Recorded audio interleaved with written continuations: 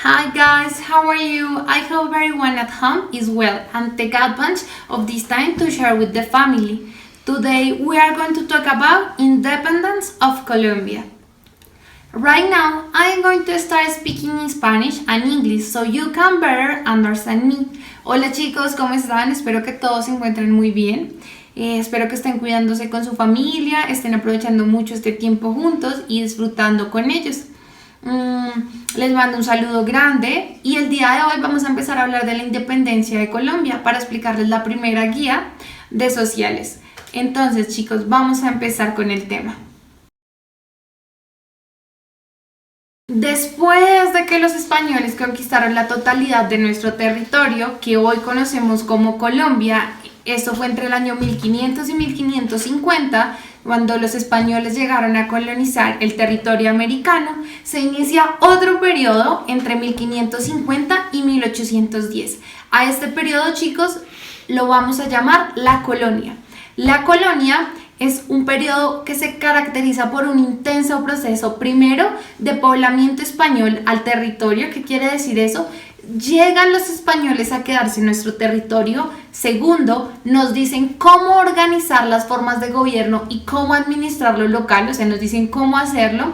Y tres, que es lo más difícil de esta época, es que crean instituciones de explotación de mano de obra indígena y africana para extraer recursos naturales de nuestro territorio.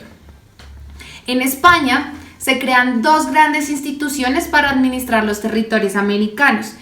Y las colonias, digamos que también empiezan a crear instituciones para contribuir con esto. El primero son las reales audiencias. Estas reales audiencias eran entes territoriales gobernados por un presidente y asesorados por un consejo y un tribunal de justicia. Estas instituciones publicaban ordenanzas obligatorias, tenían que ser obligatorias. Otro lado tenemos los virreinatos, también gobernados por un virrey. Este virrey representaba la autoridad del rey de España en América. El virreinato de nuestro territorio se creó entre 1739, cuando nuestra Real Audiencia se convirtió en el virreinato de Santa Fe. Vamos a ver en la imagen cómo es el virreinato de Santa Fe. Luego tenemos los cabildos. Los cabildos se erigieron para el gobierno de las ciudades bajo la autoridad de las regiones, quienes debían ser sus vecinos del lugar y poder tener grandes riquezas. Luego tenemos las capitanías generales. Fueron administraciones del territorio alejados en donde hubo conflictos con los indígenas. Estos indígenas rebeldes no aceptaban la autoridad del gobierno español. Estos entes territoriales estuvieron dirigidos por un gobernador o un capital con funciones militares. Acá gobernaban los militares.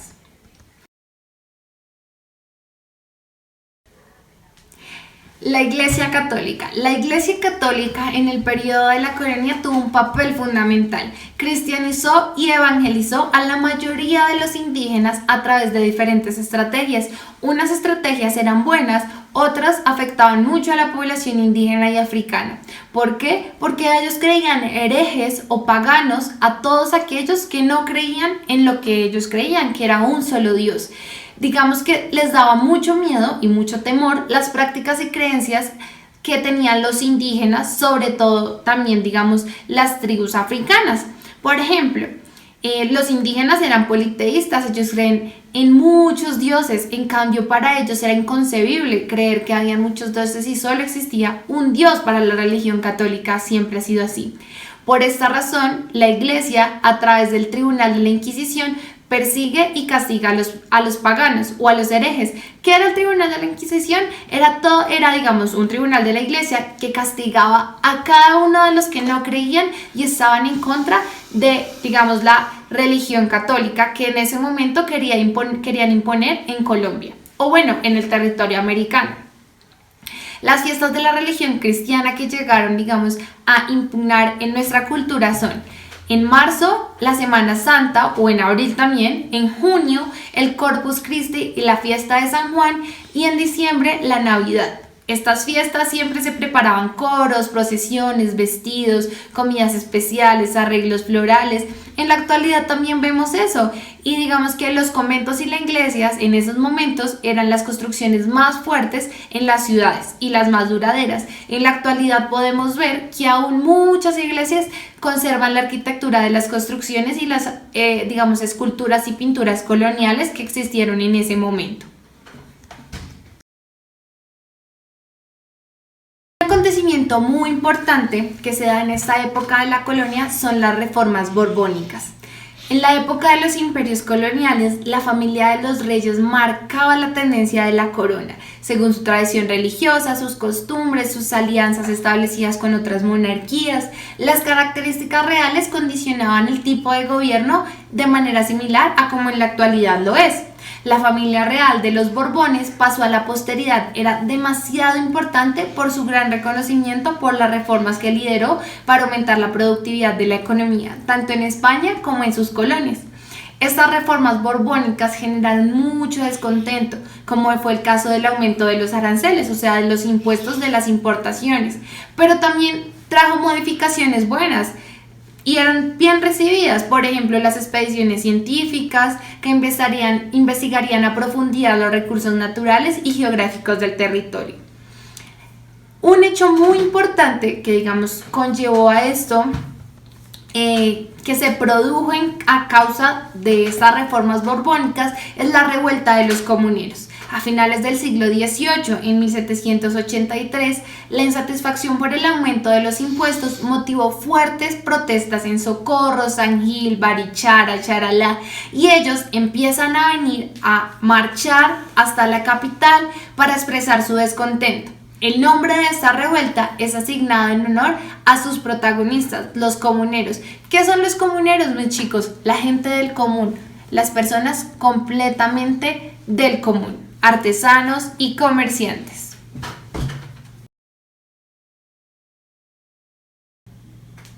Con las reformas borbónicas también hubo los avances científicos. La expedición botánica a finales del siglo XVIII por José Celestino Mutis es un hecho muy importante. Un grupo de colaboradores iniciaron recorridos por distintas regiones de la Nueva Granada para observar la naturaleza, clasificar la flora y hacer anotaciones y dibujos. La expedición elaboró el libro Flora de Bogotá.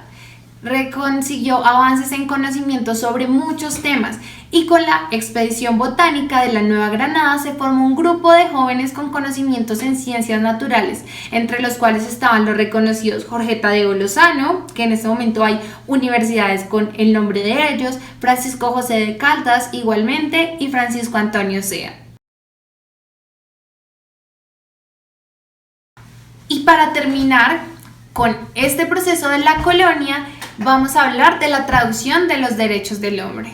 En Europa había sucedido la Revolución Francesa, un hecho histórico que marcó, digamos, un hito y que le da pie a que se empiece a dar la independencia de las colonias americanas en un futuro. No se da en ese mismo momento, pero sí es una gran causa externa por la que se da la independencia de las colonias y es en donde se empieza a pensar frente al tema de independencia.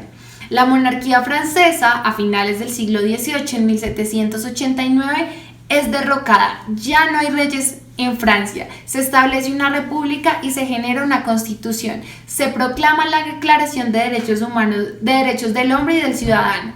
Antonio Nariño y otros criollos tradujeron la Declaración de Derechos del Hombre y del Ciudadano al español y difundieron varios acá en el territorio. Las autoridades coloniales no estaban de acuerdo con eso y empezaron a arrestar y a perseguir a Antonio Nariño.